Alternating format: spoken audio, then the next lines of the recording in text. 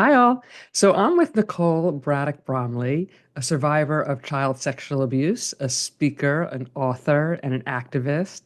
And I'm going to work backwards. I'm going to try something different. I usually offer my guest bio up front, but since you are such a compelling guest based on your experience and how you're bringing education and awareness to the public, and how you offer healing and hope. Like to leave that to the end when folks will be dying to know more about you.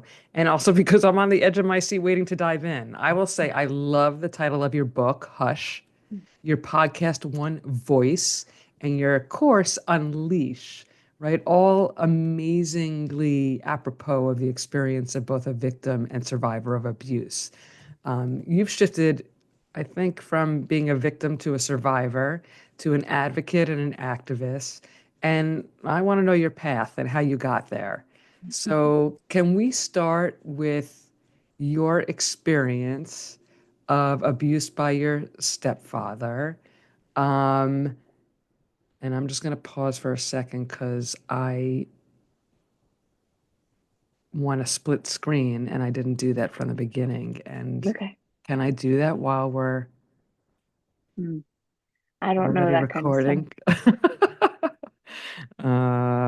Shit. Hold on. Sorry.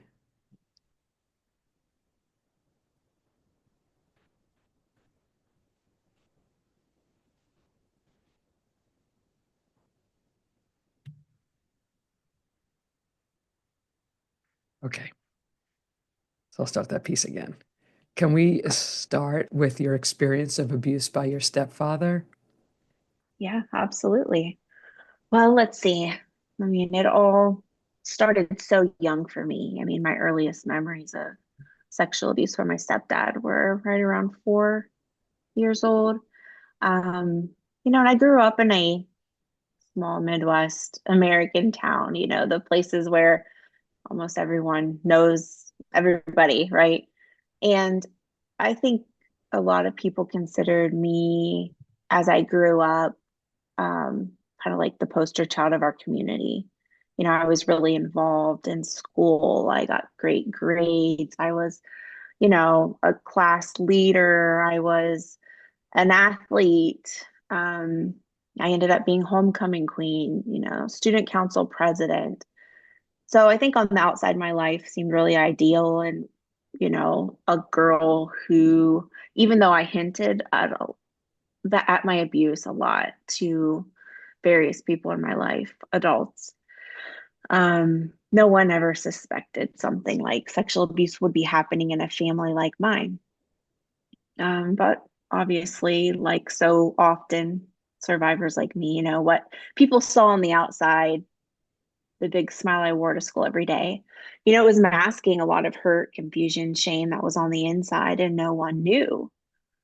And so I was sexually abused for close to a decade by my stepdad. And this is a man who, I mean, I loved and trusted him, right? He wasn't always bad. And then also in the community, so many people respected him. He was a businessman. He was, funny, kind. He, was outgoing. He was involved in the community. So being a person like that, which again is so common in our stories that we're now learning as people have come out and sharing their stories so much more now, um, it sets up a dynamic of silence. And I was afraid to tell for many reasons. But I finally found the courage to tell when I was 14 years old. We had just returned from a family vacation where there was a lot of abuse. And I remember going to this vacation. We got on the plane, and I remember thinking, about how many great family memories we were going to make.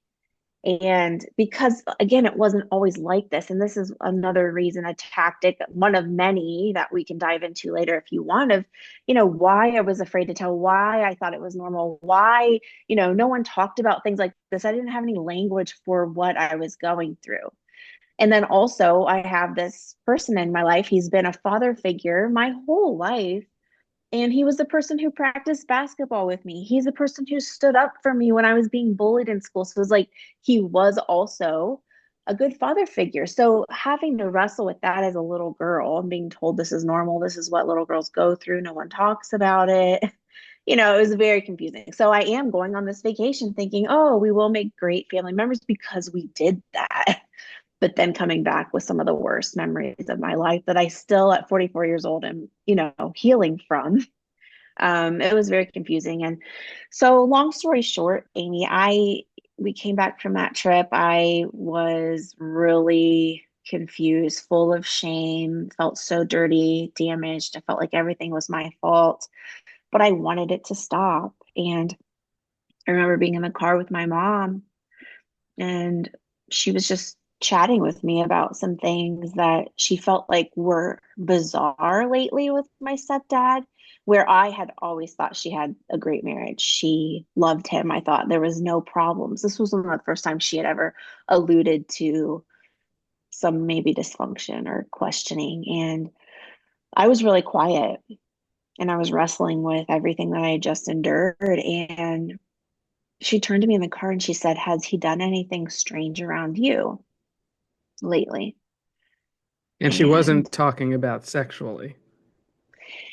I don't know. At the time, I didn't know, but in my heart and soul, I did know this was my time to tell. Yeah. Yeah. So I thought, yeah, he has. And if I tell, this could ruin everything, you know? I felt so responsible for holding my family together, but I felt also that I wanted this to stop so badly.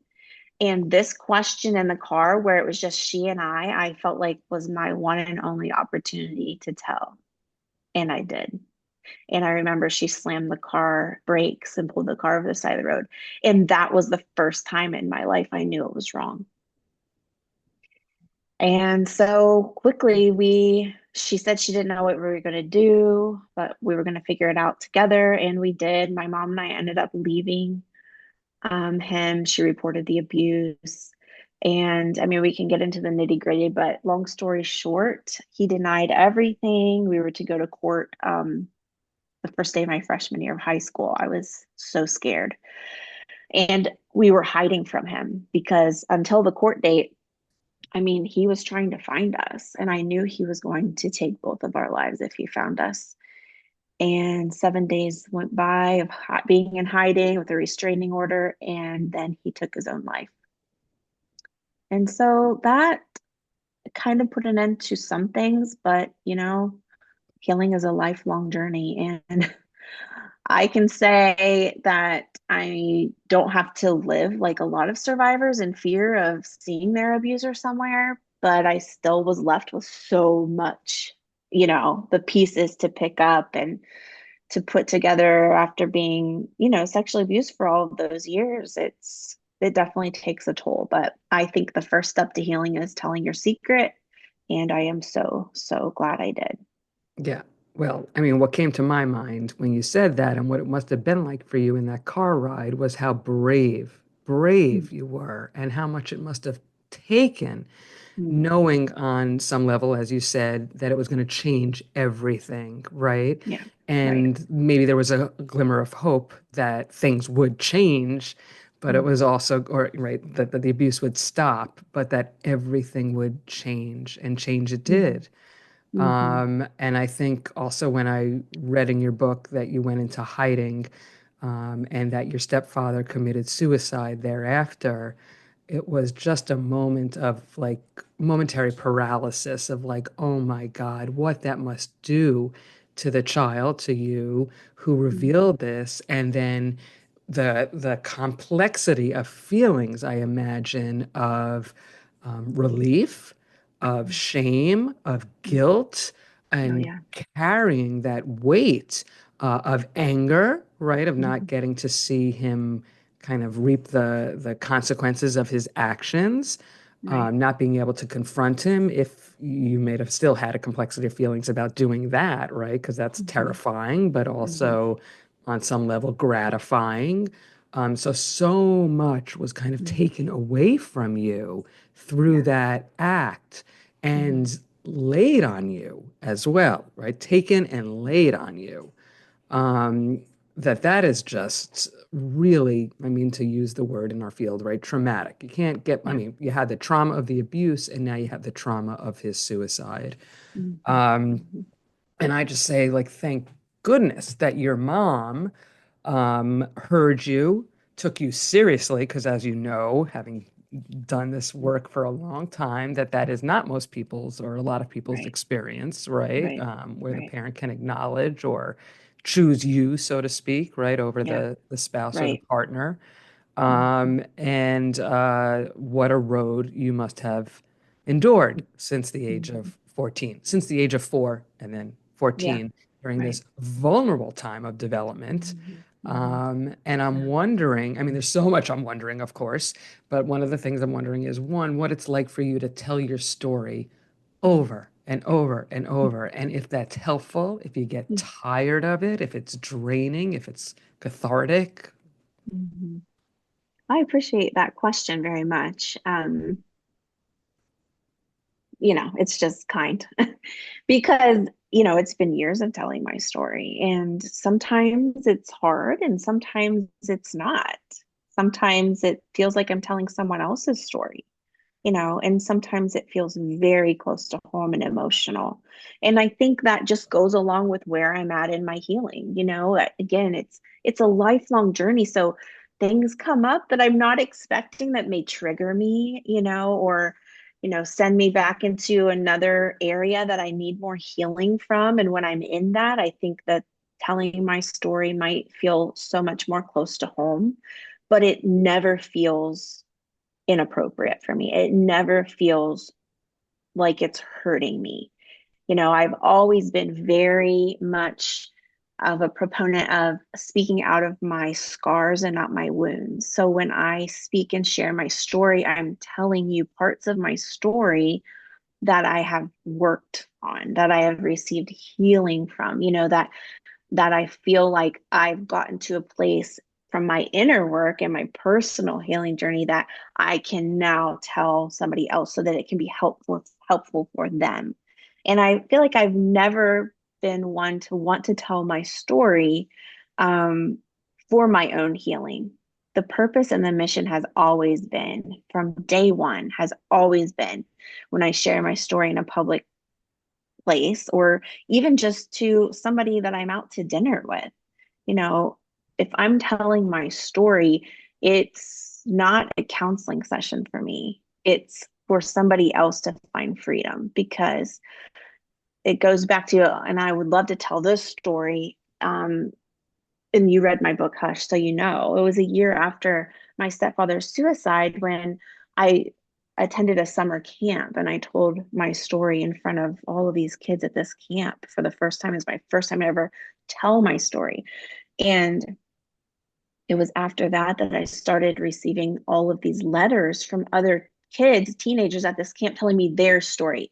And that's what really the point was if I could be brave enough to talk about these hard, traumatic things I've been through, it's because I know there are others out there who have been through the same thing. It was like the Me Too movement of like the 90s, and that's always what it's been about is if my story is hard and as shameful as it is could bring freedom to somebody else, if it could give them the opportunity to go second, call it the gift of going second.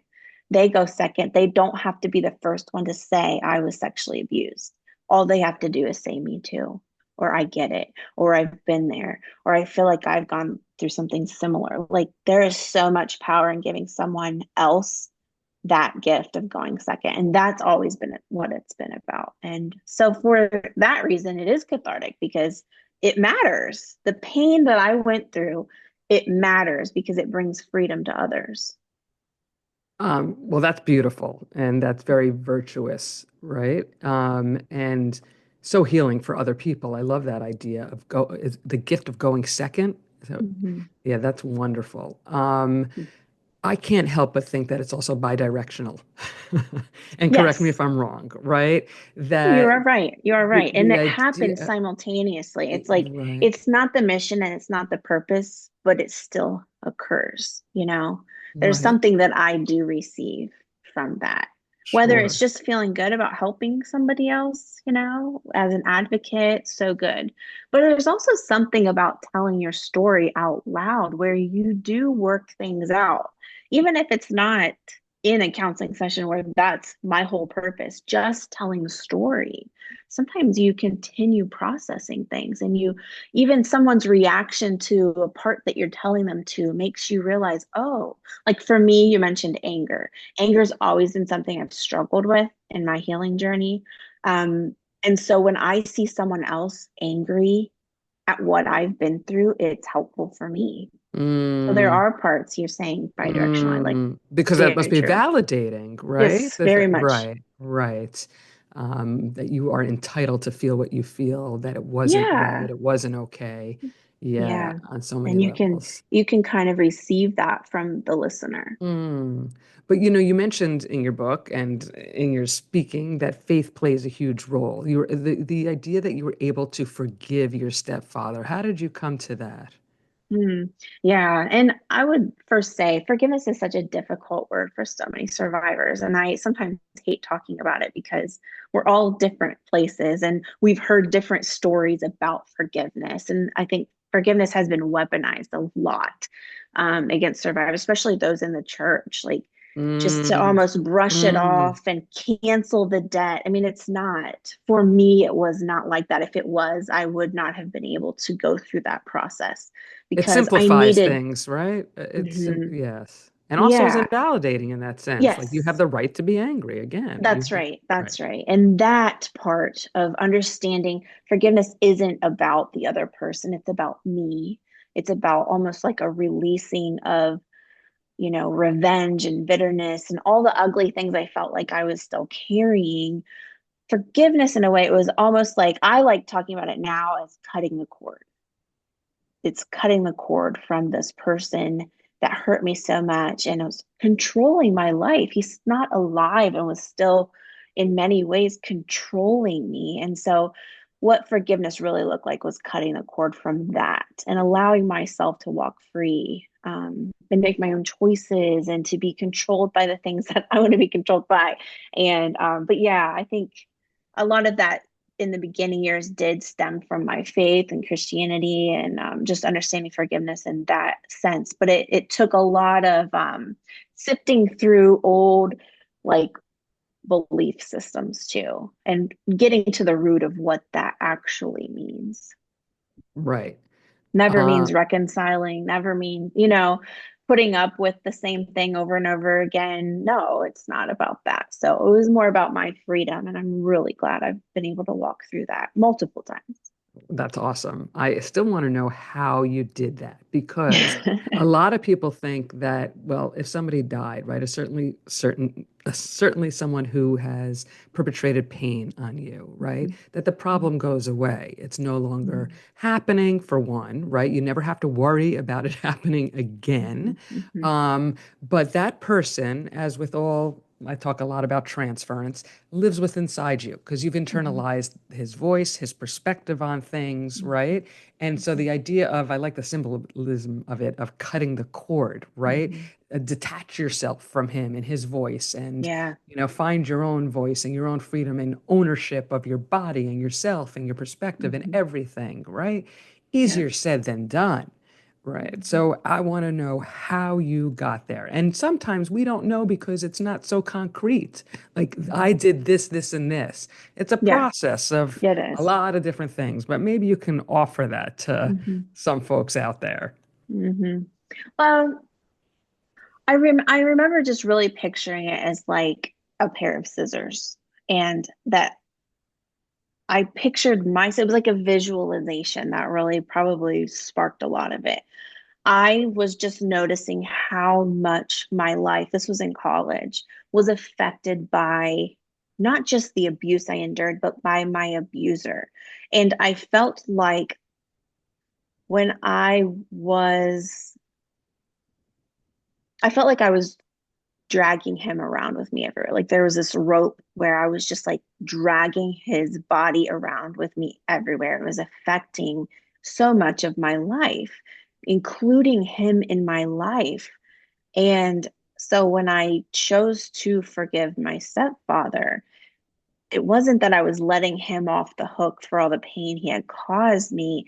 It was, I was choosing to get myself off the hook. I was choosing to cut the cord and, release myself from all the negative feelings that were keeping me chained to the past. And so that was a lot. I think for me, it was, I wrote a letter to him, and that was my processing. So I can't give you an exact, like, this is when I understand what forgiveness was. I mean, it was research. I was in therapy. I was talking about it. I was noticing. I think a lot of my healing is about being curious, about noticing, about paying attention, and paying attention to this visualization that I thought, and it was very real for me. And I wanted to be free.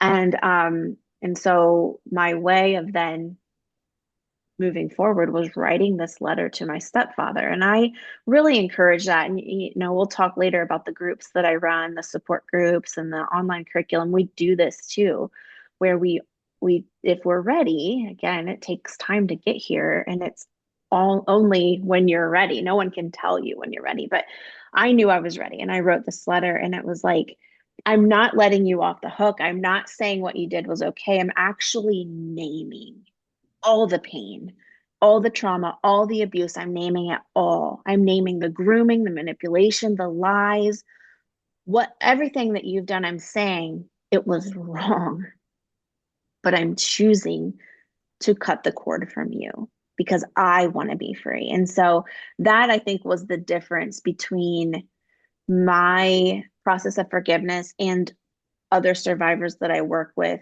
who've been told, you just need to let go and, forgive and forget.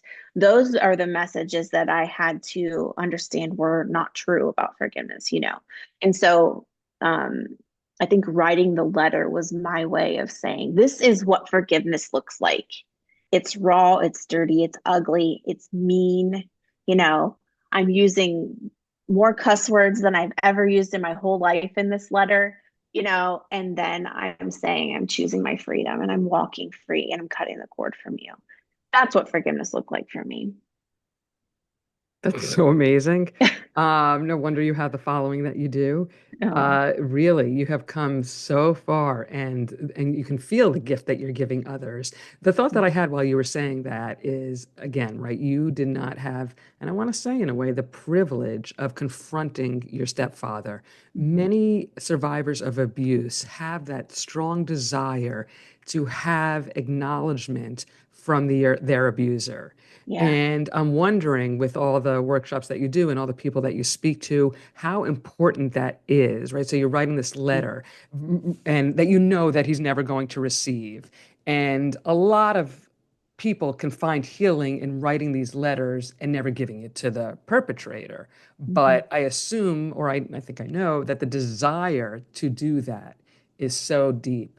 And Yeah. so how do you work with that with people who really want that experience? Because I mean, the majority of the time, for those that do give that Dear John letter, um, or have that conversation, are not rewarded because Yeah. they're right, the perpetrator doesn't acknowledge what Mhm. they've done. Yeah. So what Sometimes are it your thoughts creates on more that? wounds, Yes, right? To have to yes, heal from if they yes. respond in a way like you're not wanting or anything like that. Yeah, it's very difficult.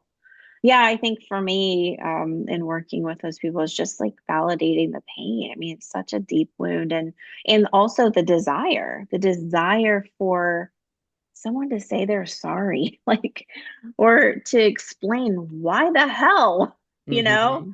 Hmm. Not that it takes any of the damage away or fixes anything, but it's almost like just this desire to know. It's just Hmm. like so many survivors I work with, have repressed memories and they just want to know. They want to remember. They know they were abused, but they want to remember exactly how it went. I mean, there's so much just wanting answers Hmm. because when you feel like you have real answers, I don't know, it's almost like this hope that it's going to make you feel better, fix all the past, but reality is it's not. So I think that the letter writing can be really powerful, even for those who have their abusers still alive, Mhm. that it's something that you can do. It's forward momentum on your healing journey Mhm. versus just staying stuck and wondering what would happen if I did talk to him. Or and so many survivors spend a lot of time in, therapy of preparing for all the outcomes. If I do confront or I do send the letter, prepare so much of that. And sometimes it's just an inner work we have to do ourselves, right?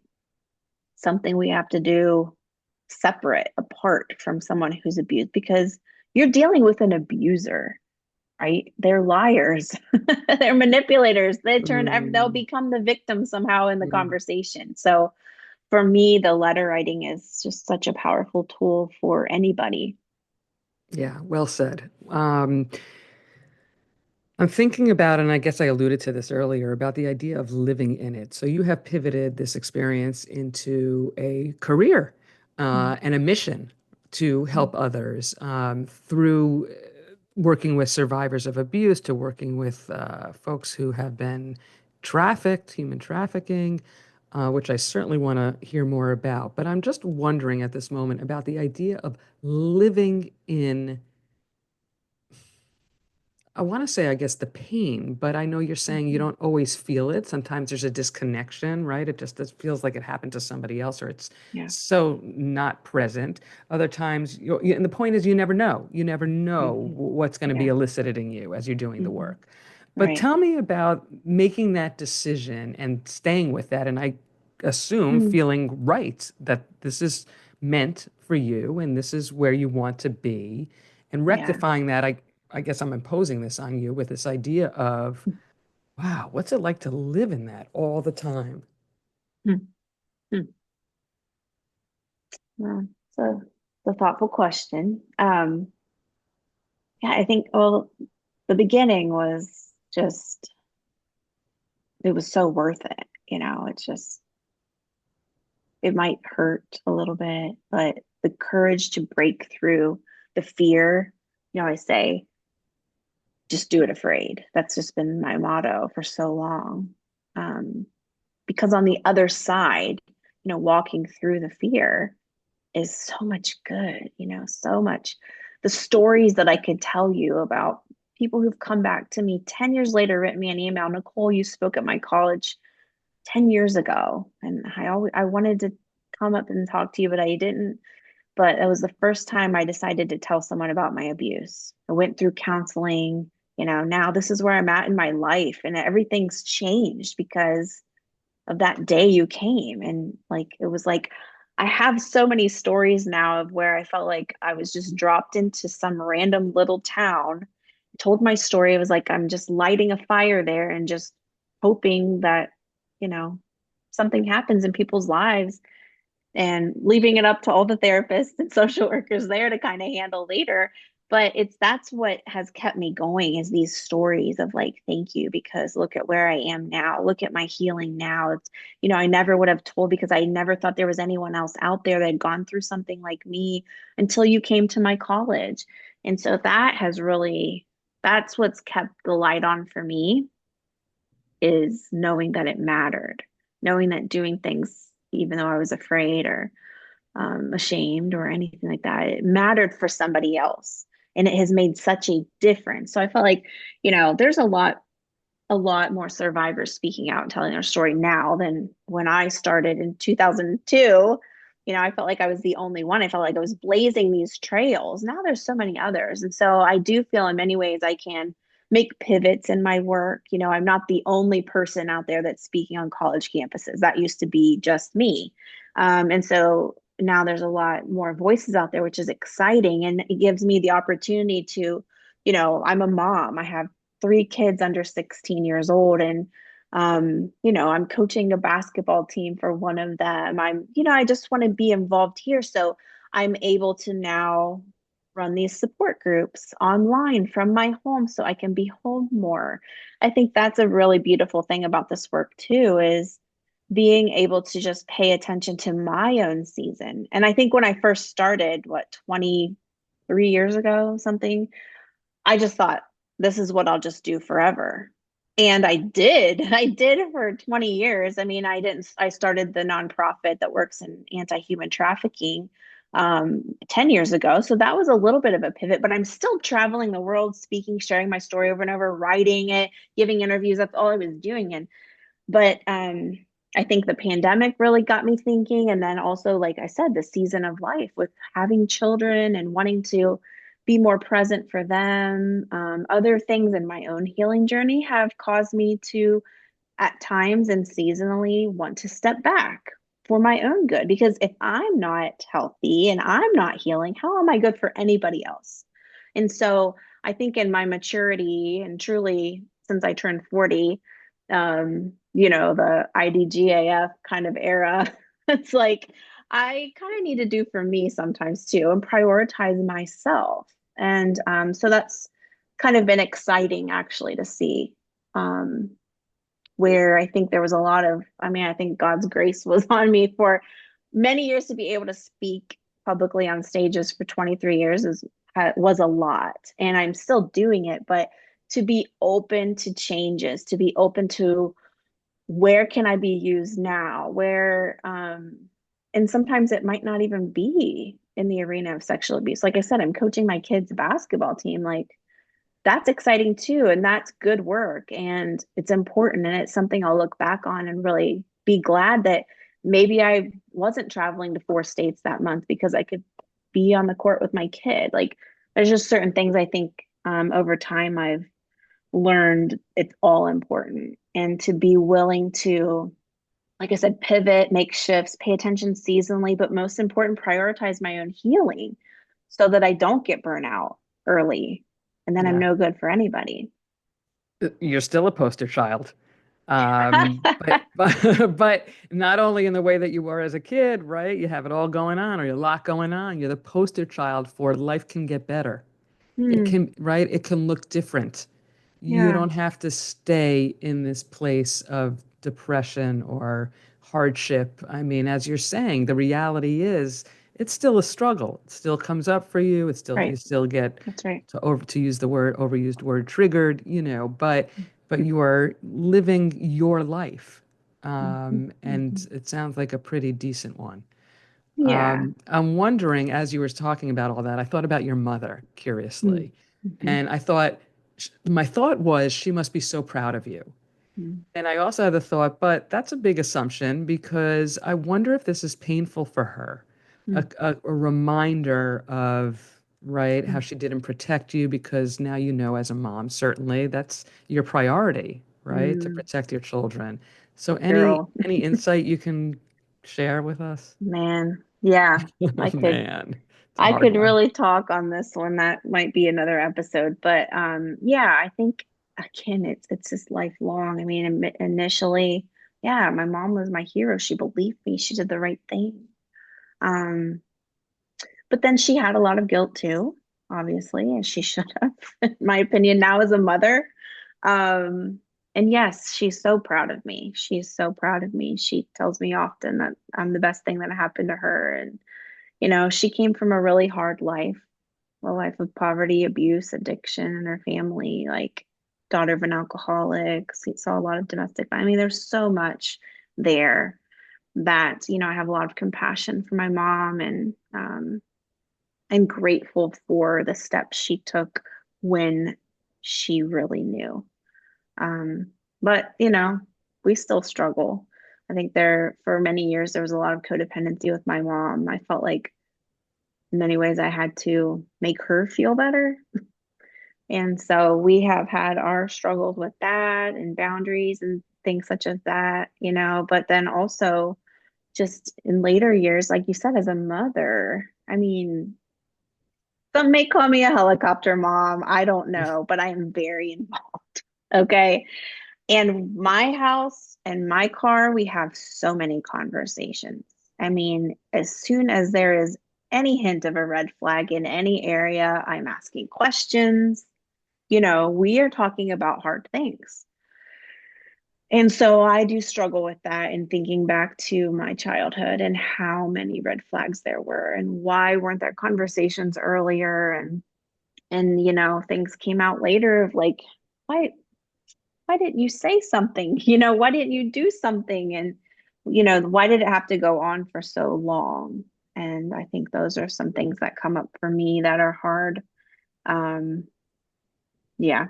So again, it's that journey of healing that certain things come up, you talk about it, you deal with it. But, I will always be grateful for my mom believing me and doing the right thing when I told her, because that, as you said, is very uncommon for survivors who Hmm. finally find the courage to tell their mom. Hmm. Their moms don't believe them, or they believe them, but they say, oh, we all go through it, or, let's not talk about it. It'll ruin everything. Or so for that, there's a lot of gratitude for me. Hmm. Hmm. All right, let's get into your work. Let's get into, well, you tell me. I'm really interested in both the human trafficking and the workshops that you provide, and jump right in. Okay. Well, in 2014, um, I really got involved in a lot of anti-human trafficking work because I was getting so much response from my books and from my speaking when I would share my story from survivors of human trafficking. They would say to me, Nicole, you talk so much about how you wanted to run away from home when you were a little girl. And I didn't, but they would say, but I did. And, I thought I had just met the person of my dreams, and it ended up being my worst nightmare. They fell right into the arms of some human trafficker who ended up selling them for sex. And that's not what they thought when they ran away from their home, which is where the abuse was happening. Then someone came along, and it seemed like the right answer, but it wasn't. And so I was hearing this story so much that I realized, wow, like my vulnerability, or my situation, my life situation was such a vulnerability to being groomed by a trafficker. And my life could have gone this way so quickly had I run away, as I had planned so many times. And so I just became so researched in this. I was so interested, and I wanted to be a voice for them. And this was before people were really talking much about trafficking. And so I got really involved in that area, ended up doing a lot of work in Cambodia, started a nonprofit called One Voice for Freedom, which basically I would go over there to Cambodia and give like a human trafficking presentation. I would speak to really vulnerable villages that were um, basically targeted by human traffickers to try to get people to send their girls mostly away for what they would say was an education. They would get a good job. They would send money back to the family. It was all the things that the families could not provide for their kids because they were so impoverished, so poor. And so many of these little girls were put on buses and ended up being victims of human trafficking. Nothing of what was promised. And they would never see these kids again. So that broke my heart. And so I began doing that work over there of education and prevention. And it really did prevent so many children from becoming sex slaves over in Southeast Asia. It was beautiful work. The pandemic really shut that down. And then I started really working here in the States. Um, Giving presentations and also providing warm meals, in the cities near me, like Columbus, Ohio, which is where I work mostly, providing basic needs items and Mm. relationships with those women who are on the streets who are being sold for sex, and also providing meals for teen runaways, which again comes back to the reason I started in the first place. So that's been great work, and it's ongoing. You can check out our information at one voice, the number four freedom.org. We need monthly support. We need people to talk about the issue. It's really important to continue the conversation. So that started about 10 years ago. And then in 2020, my whole speaking tour was canceled because, with the pandemic, I couldn't go anywhere and everything was remote. And so I just really took some time to think about what's next. And I can keep doing speaking engagements from my home office remotely, but you know what? My heart really now, again, as a 40-year-old mother, is for other survivors because the pandemic really revealed so much pain, so much isolation, the need for community, the need for support, the need for just a safe space to show up as yourself and share all the shit we're going through. And so that's when I started my group, my online course. It's called Unleash. And that information is on my website, which is iamonevoice.org. And the course is called Unleash. It's an 8-week course where it's just virtual support. And we have film, there's like a weekly film of survivors sharing parts of their story. So each week is focused on like a specific topic of healing. There's storytelling, there's personal contemplation exercises, journal prompts, and then we get together for a live virtual support group and where we're connecting with each other. Each group maxes out at 8 people. And we're just in this safe, confidential presence to talk about the week's material, encourage each other, ask good questions. Again, curiosity is so important. Storytelling when people are ready, if they're ever ready. It's just such a beautiful, it's like the most sacred space that I've ever experienced. It's just so incredibly amazing where survivors can get together with other people who get it. It's like we can all breathe because we know everybody in the room gets it and we can complete each other's sentences, but we don't because the importance of talking about it is so there. So that's kind of what I'm really into now is Yeah. these unleash groups. And it's just such an amazing community. You're an amazing person. Really, the work that you're doing, your eloquence in delivery, it's so impressive. But I'm thinking about, interestingly, I'm a social worker, I'm a Yes. therapist. You are not. You are a survivor, and you're using your lived experience to heal other people. And I'm wondering, from your perspective, what you think is the difference, right, in terms of your ability to offer folks something that I think a social worker and a therapist can't, but it's just different, right? It's Yeah. very different. And Mhm. what's from your lens, what's your observation of that difference? Because I'm thinking like, Mhm. wow, man, I would love to do this work with you. What would it be like to have a therapist along with, which Mhm. I know you have had Mhm. actually, now that I Yeah. recall, right, doing the work beside you. Mhm. But in regard to human trafficking, to be able to help these folks so Mhm. much from just pure understanding. Mhm. Mhm.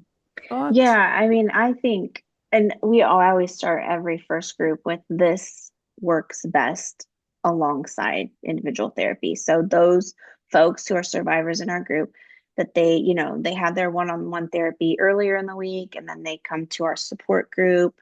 It's best paired together, and that's why, we all need to be in our own lane. So you have your lane. I cannot do the work that you do, but it is so vital to the life of the person running this race.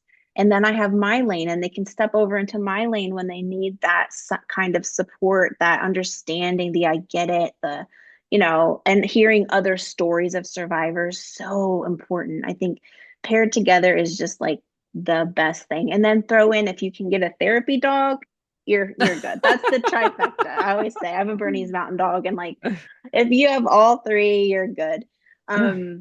But I do think the difference for the groups that I run, and what this is just based on the feedback that I get, just I had a group last weekend, and actually the male survivor in the group, he was thanking me for my vulnerability. And he is also in counseling and was sharing, just that the ability to come to a group and be led by someone who's gone through it and is still vulnerable with their story. That, he said, has made all the Mm, difference. mm, And that was really encouraging to me because, sometimes I think I need to show up like a trauma therapist, but that's not right, the role.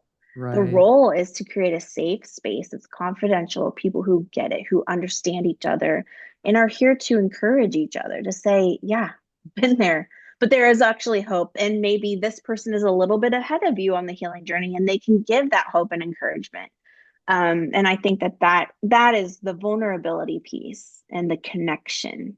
That's the difference in these groups. Again, well said. And I think it's very interesting that you highlighted the idea of people are at um, in Mhm. different places on their journey, because I always Mhm. think, everybody's in the same place can't help each other, Mm, right? You can certainly get validated and get understanding, but it's mhm. very important to have people in different, can't catch the word, different Yeah, like a phase or a levels, stage. right, or Yeah, yeah. stages exactly of Hmm. their healing.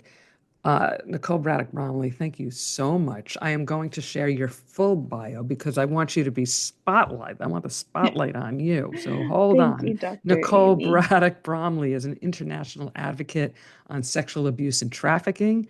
She's authored 4 books, produced 2 films, and is co-host of the One Voice podcast. In 2012, Nicole went undercover to the brothels of Cambodia, where she met with children who were stuck in the web of sex trafficking and helped them tell their stories for an international film project.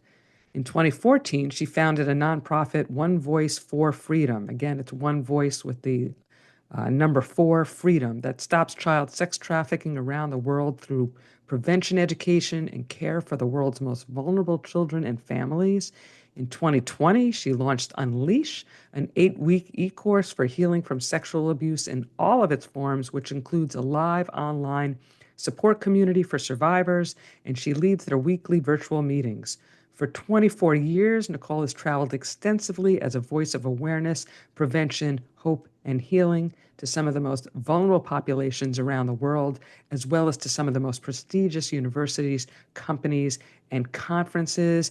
And I will say that, I was kind of focused on what did you do to heal, but I think just your presence, your story, your knowledge, your empathy, your passion for the work, your commitment to the work demonstrates the healing and is inspirational. And I hope that our audience is inspired for those who are survivors, for those who are not survivors and have not had this experience, but are able to recognize the impact and the depth of complexity that being a survivor unveils, as well as the helping professionals who can learn so much from those who have survived, and really getting some cultural humility in there in terms of learning from those who have gone through it, and that we can bring our expertise in certain areas of, as you said, trauma and trauma informed practice. But the real help comes from understanding somebody's lived experience. And we don't always have to be in the position of expert, but be in the Yeah. position of wanting to learn and understand, and then apply what we know to helping them along, excuse me, helping them along in the process. Nicole, it Mhm. was an incredible pleasure. You've lit a fire under me, and I appreciate you and the work that you're doing. Thank you so Mhm. much. Yeah, back at you, Dr. Amy. Thanks for all you're doing, for your compassion. I think self-compassion has been huge in the healing journey for me. But being surrounded by people like you that exude that, who can show up in a room with a survivor and be curious about their story, there's nothing that beats that for healing. So thank you for being here. Thanks for saying that. Okay, talk soon.